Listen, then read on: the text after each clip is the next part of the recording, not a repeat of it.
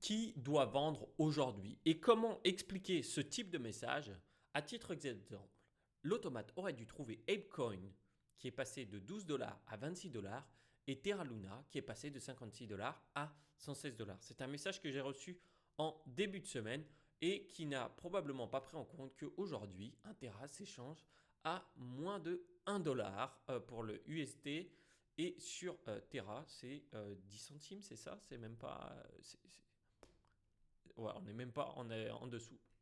Comment expliquer ce type de comportement qu'on peut voir chez les investisseurs et comment on peut savoir qui devrait vendre et qui devrait investir aujourd'hui? Parce qu'il y a toujours, sur le marché, il y a toujours un acheteur et un vendeur. Donc il va falloir choisir son camp.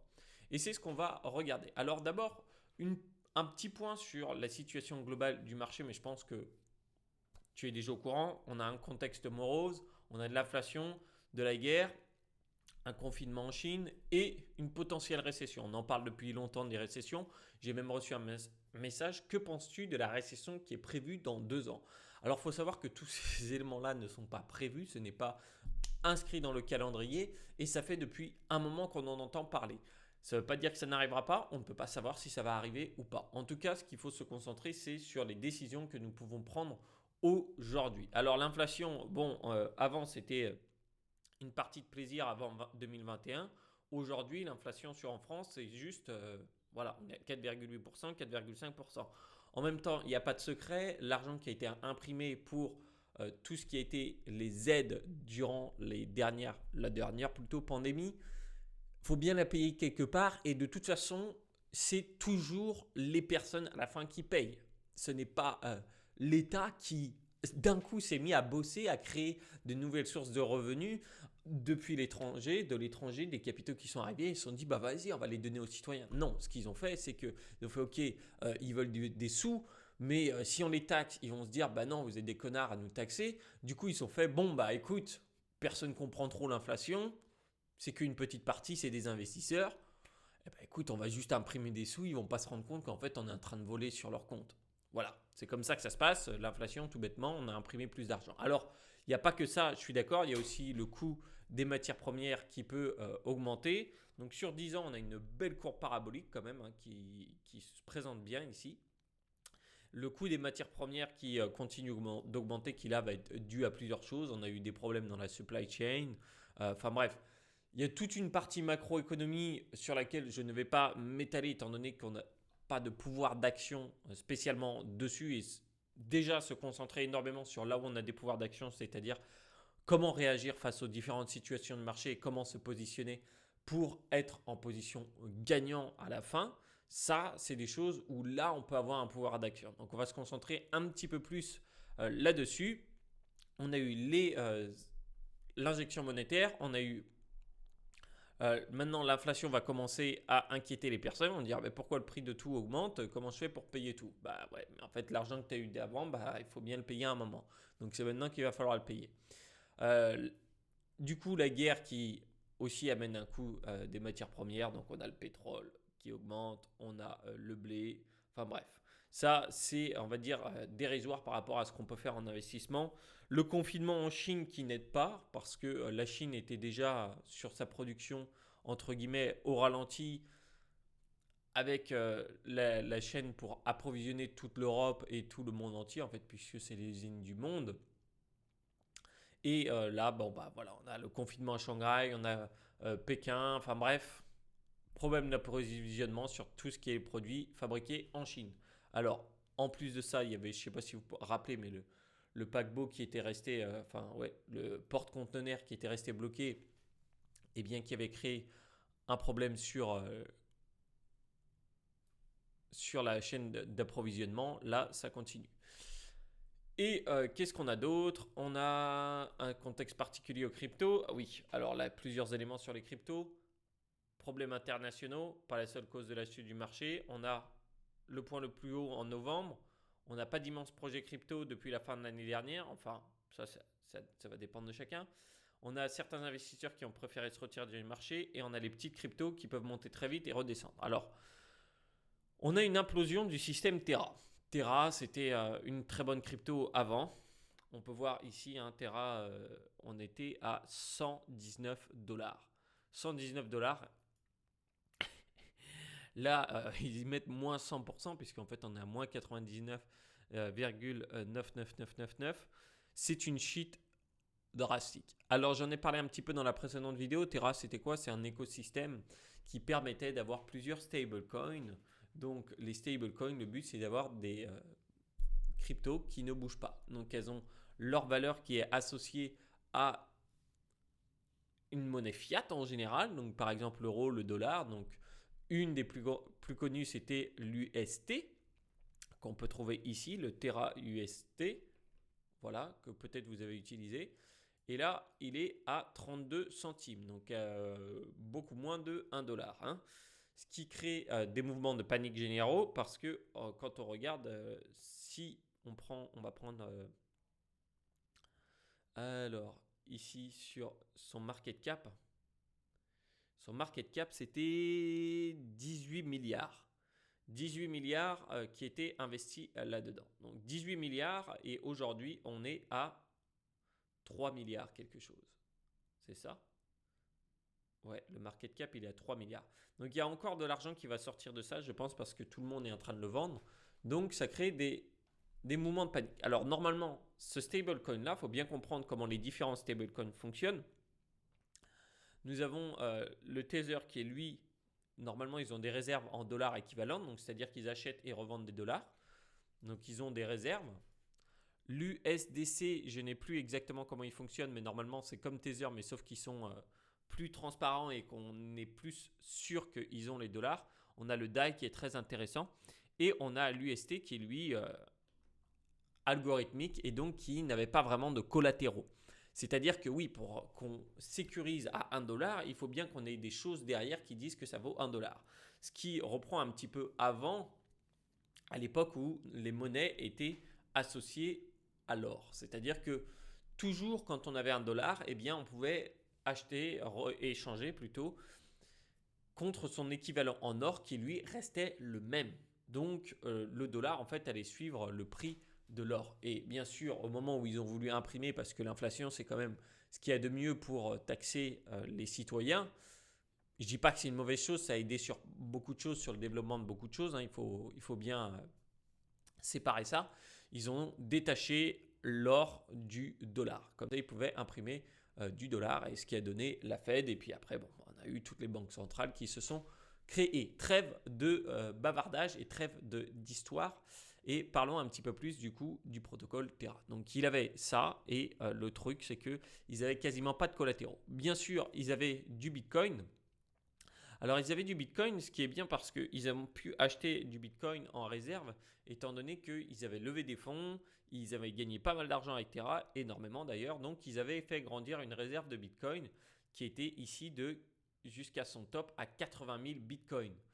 Les 80 000 Bitcoins, quand les différents mouvements qui se sont passés sur le marché ont créé la chute, ils ont vendu tout leur Bitcoin petit à petit, enfin petit à petit d'ailleurs, à grands coups, et on peut voir que directement, le Bitcoin qui lui oscillait dans les 40 000 dollars, il a pris une massive claque et il est tombé à 29 000 parce que ça a créé un grand mouvement. Et je peux comprendre, il y a beaucoup d'investisseurs qui ne savent pas exactement ce qui s'est passé, qui peuvent prendre peur, qui peuvent avoir vendu.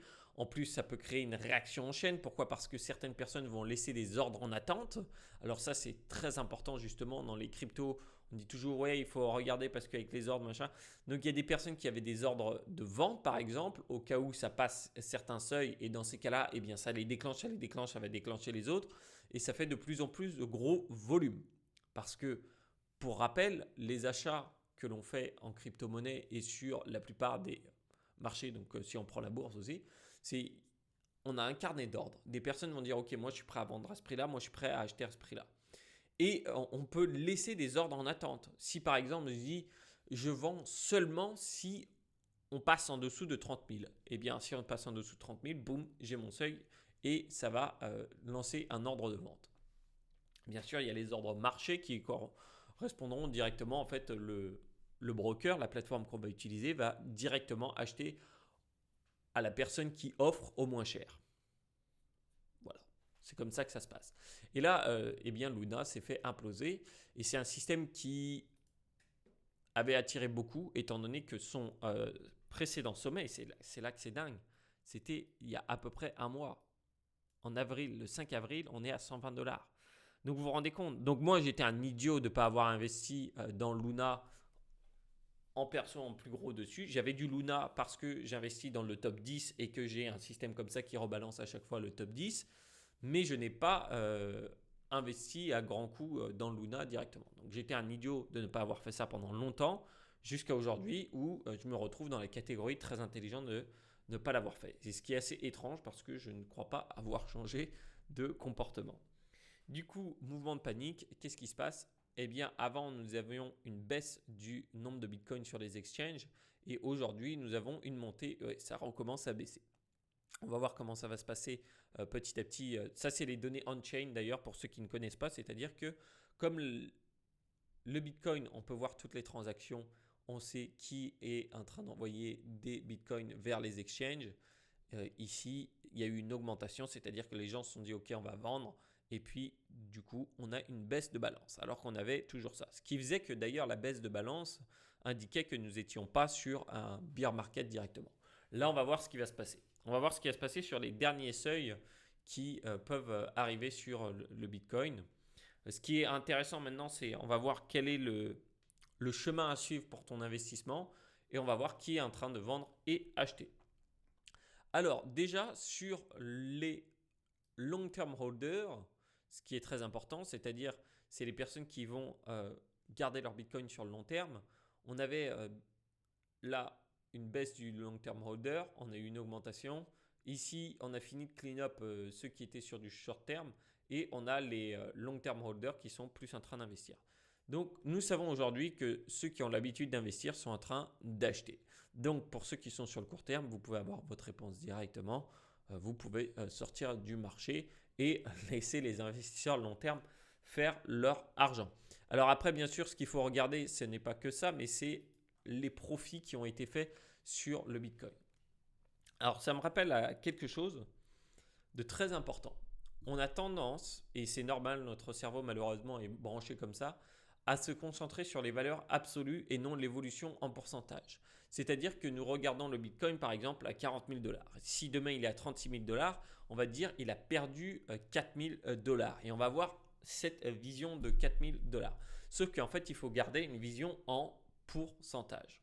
En pourcentage. Donc ça voudrait dire qu'il avait perdu, non pas là sur 4 000 $, si je fais donc 4 000 $, attendez, que je ne me trompe pas. Parce que là, sinon, dans les commentaires, ça va y aller. Hein. C'est combien qu'il a perdu du coup euh,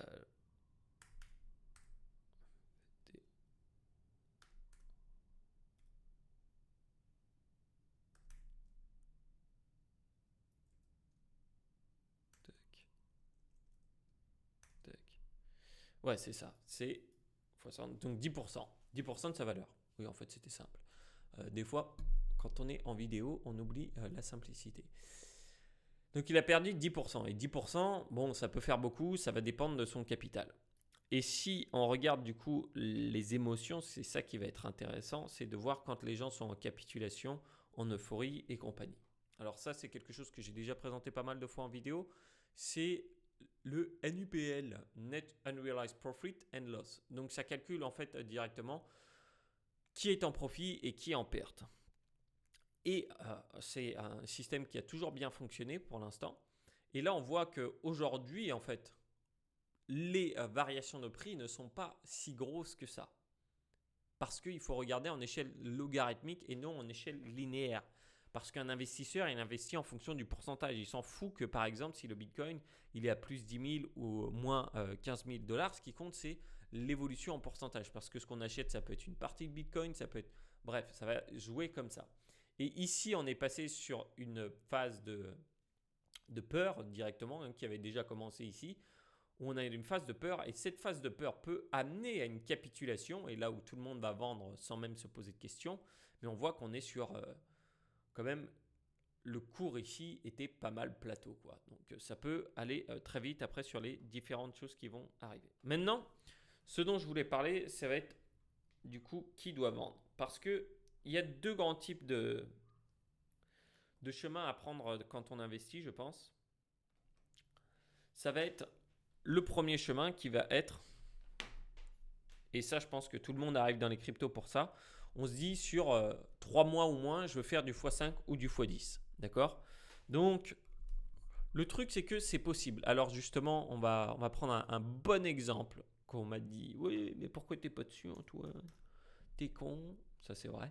Euh, alors, parce que parfois, de ne pas comprendre quelque chose ou de ne pas comprendre comment ils font de l'argent, ça peut nous sauver. Donc, à titre d'exemple, Steppen. Steppen, c'est des chaussures qu'on peut acheter, virtuelles. Et en fait, on va aller marcher dehors et gagner de l'argent comme ça. Donc, on marche dehors et on gagne de l'argent grâce à le fait qu'on ait marché. Donc, on peut télécharger l'application, voilà. Euh, à quoi ça sert? Je ne sais pas. Je n'ai toujours. Alors honnêtement, c'est probablement moi qui suis idiot dans cette histoire parce que je ne vois pas comment ils pourraient eux gagner de l'argent cette entreprise pour quand des gens marchent dehors.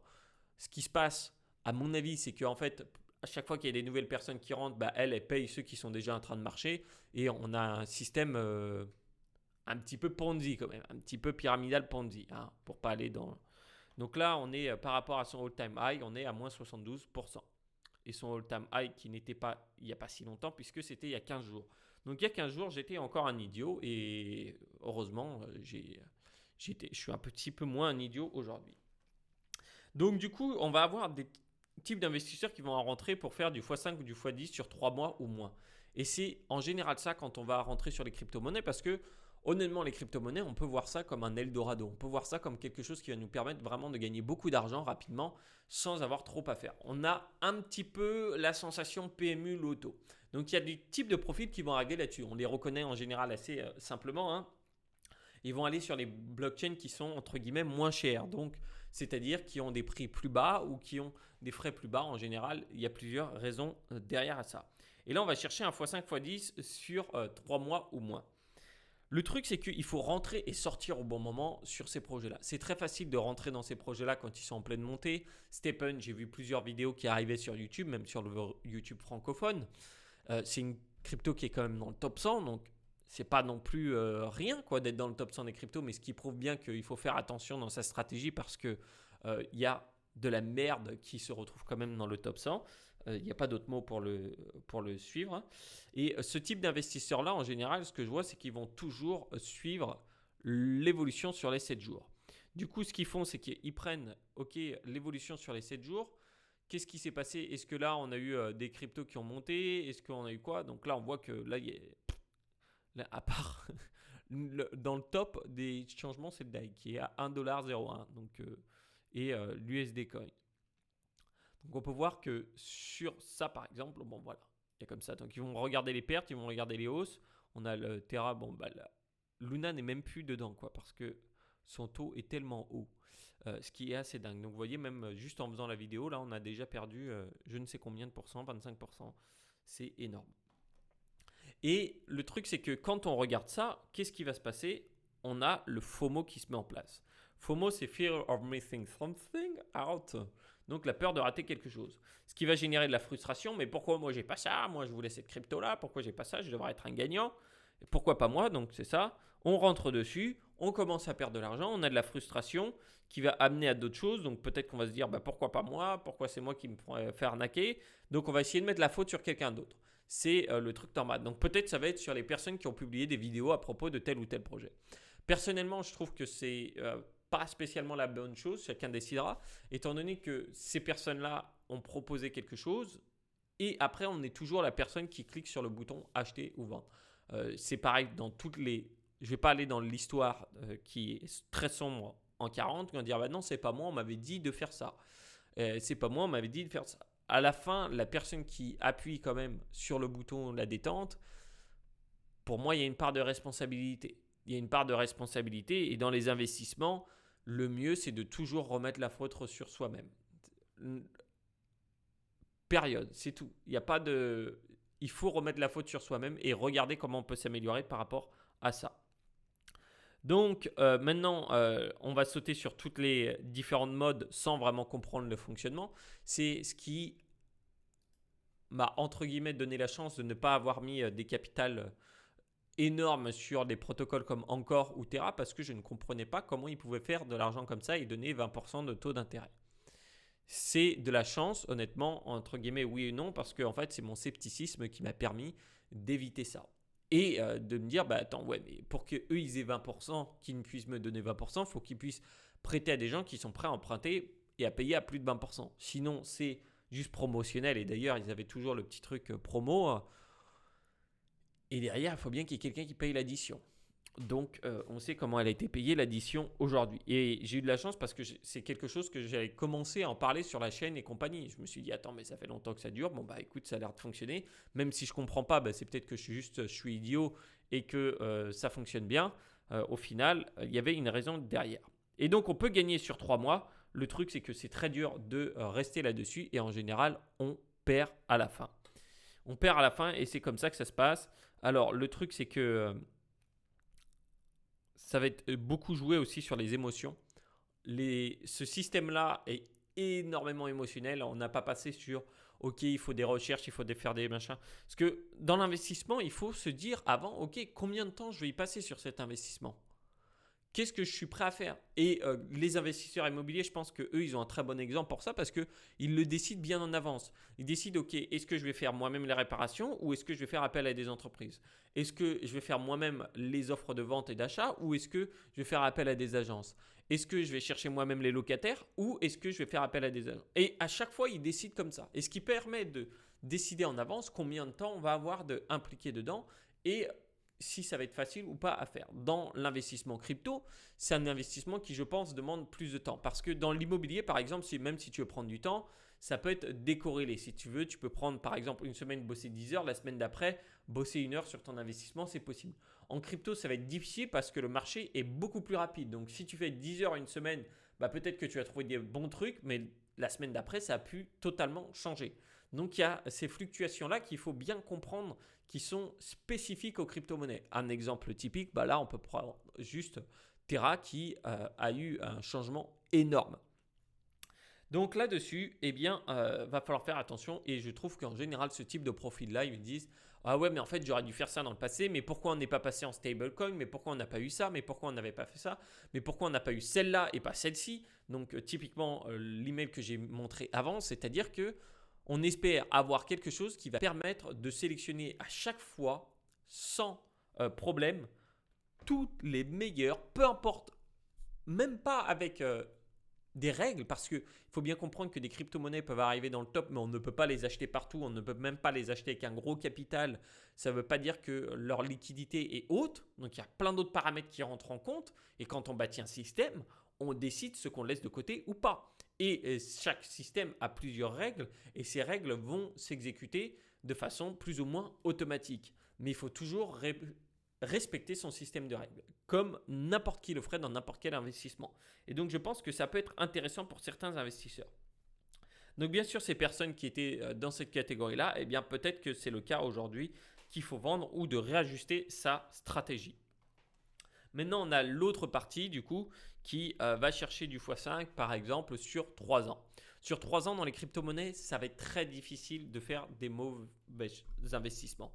Surtout si on utilise un système et qu'on laisse bosser le système. Par exemple, tous ceux qui investissent en diversifié sur le top 10 ou sur les crypto-monnaies principales Bitcoin, Ethereum, sur 3 ans, vous êtes tranquille. Sur 3 ans, 4 ans, vous serez tranquille. À la fin, si vous pensez que, comme moi, que les crypto-monnaies vont prendre une part de plus en plus importante dans le monde, et on voit c'est ce qu'elles font aujourd'hui, il y a un risque qu'elles ne le font pas, qui est toujours ici. C'est pas 100%, c'est pas blanc ou noir tout dans la vie, et c'est pas 100% ou autre. Par exemple, j'estime que le risque que ça ne fonctionne pas, c'est peut-être 10% pour moi, ou moins. Donc forcément, c'est un investissement dans lequel je crois. Parce que j'ai compris les fondamentaux de cet investissement et je comprends comment il fonctionne. Et je comprends sur la blockchain, sur son utilité. Donc, on met en place un système qui peut être un système diversifié. On le sait, une crypto-monnaie qui était bonne hier ne le sera peut-être pas demain. Et même, ça peut être sur l'heure aujourd'hui, comme on a pu le voir avec Luna. Je l'ai montré dans 15 000 masterclass déjà, mais c'est-à-dire que le top 10 ici, donc vous voyez ce qui est censé être les blue chips, c'est-à-dire les cryptos les plus sûrs, eh bien sur 3-4 ans, vous avez 70% à 75% qui vont sortir de ce top 10. Donc c'est-à-dire que de faire ses propres recherches, d'aller dessus, sur le long terme, nous ne sommes même pas sûrs de gagner et surtout si on a des choses qui restent dans le top 10. Je ne dis pas si vous trouvez peut-être la nouvelle prochaine pépite qui ne sort de je ne sais où, ça c'est possible. Mais si vous investissez, et en général c'est là où les personnes vont aller parce que ça prend énormément de temps de trouver les nouvelles pépites et ça prend beaucoup aussi de temps de formation pour savoir comment les acquérir, là on va se prendre les pieds dans le tapis. Donc pour moi il faut diversifier, automatiser et mettre en place un système sit and relax, être plus stoïque en fait, se détacher des émotions, se dire ok, le prix aujourd'hui, moi je m'en fiche parce que de toute façon je regarde sur le plus long terme. Pareil, encore une fois, les gens qui investissent dans l'immobilier ne vont pas regarder le prix tous les jours et ses évolutions tous les jours. Pourquoi ? Parce que sur ce type d'investissement qui est plus lent, on se concentre sur du long terme. Et ce qui me ramène à une chose, je pense, c'est qu'on se dit, ouais, mais bon, tu vois, faire x5 sur 3 ans, c'est ennuyant, Antoine, et c'est pas ce que je veux. En fait, il faut regarder de cette façon. Alors là, déjà, j'ai mis la réponse en dessous, mais si par exemple, j'investis 1000 euros et qu'à la fin, j'ai 3000 ici, d'accord ? C'est bien. C'est ce que je voulais. Alors, il y a des personnes, par exemple, qui vont dire, ok, moi, je veux les 1000 ici, donc au bout des 3 mois, quoi. Crayon un petit peu gros là, quand même, Je vais les 1000 ici. Enfin, les 3000 du coup, pardon. Hop. Ça va être possible. Ça peut arriver sur certains moments. Le truc, c'est que on sait que ça va prendre plus de temps et qu'on se retrouve sur ce format ici. Quoi. Voilà. Non, on peut inclure le perdre avec, en général, qui arrive assez souvent. C'est ce que j'ai vu, du moins sur la plupart des investisseurs que je connais. J'en ai plus de 25 000 dans ma liste email. Je pense que j'ai parlé avec pas mal d'investisseurs quand même. Mais le truc, c'est que là où ça fonctionne bien, c'est que si par exemple ici, je redécide d'investir 1000, si ici, je redécide d'investir 1000, et ici, je redécide d'investir 1000, donc c'est-à-dire que par exemple, tous les mois ou à intervalles réguliers, ça peut être tous les trimestres, j'investis, eh bien, ce qui va se passer, c'est que ça, ce que j'ai investi, il va arriver ici aussi. Donc, petit à petit, au final, je vais avoir mes 3000 ici, 3000 encore ici. Et c'est la somme de tout ça qui va être intéressante. J'ai l'impression que quand on investit, et je pense que ça doit être parce que nous sommes à la base des chasseurs-cueilleurs, nous voyons que trop court terme. Donc on se dit, j'investis ça aujourd'hui et je regarde plus tard. Mais le truc, c'est que si on investit à intervalles réguliers et qu'on est sur le long terme, eh bien on est gagnant. Je parlais justement avec une ancienne prof, une ancienne instit qui est partie en retraite à 50 ans. Elle était instit d'État.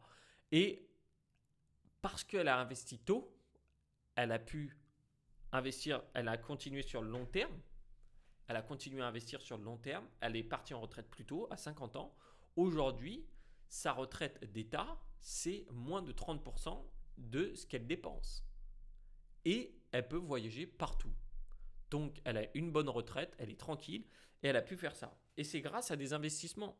Et là, en plus, sur une opportunité comme les cryptos, c'est intéressant. Mais le truc, c'est que c'est pas un sprint, c'est un marathon, je pense. Et ça, il faut se le dire. Et que de toute façon, comme dans toute catégorie de la vie, au final, on ne va pas s'en remettre à la motivation ou à nos émotions. Ce qui va compter, ça va être nos systèmes. Et c'est ce qu'on revoit partout, que ce soit en entreprise, que ce soit dans n'importe quelle chose. C'est toujours, à la fin, c'est le système qui va compter. Du coup, pour répondre à la grande question qu'on avait tout à l'heure, qui était de qui doit vendre, eh bien, ça va être les personnes qui sont là pour du court terme. parce que le marché crypto-monnaie va être vraiment compliqué. Alors, il est possible de changer de stratégie. Si vous voulez, je mettrai une masterclass en dessous où j'explique plus en détail ma stratégie et les différents systèmes que j'utilise. C'est pas pour rien que justement, on est en train de développer un outil qui permet d'automatiser encore plus et d'avoir ces systèmes-là en place parce que il faut éviter de se servir de ça quand on investit et ça, c'est nos émotions qui vont être en fonction de ce qui se passe sur l'actualité, de ce qui se passe sur le marché. Il faut éviter aussi de se servir de ça.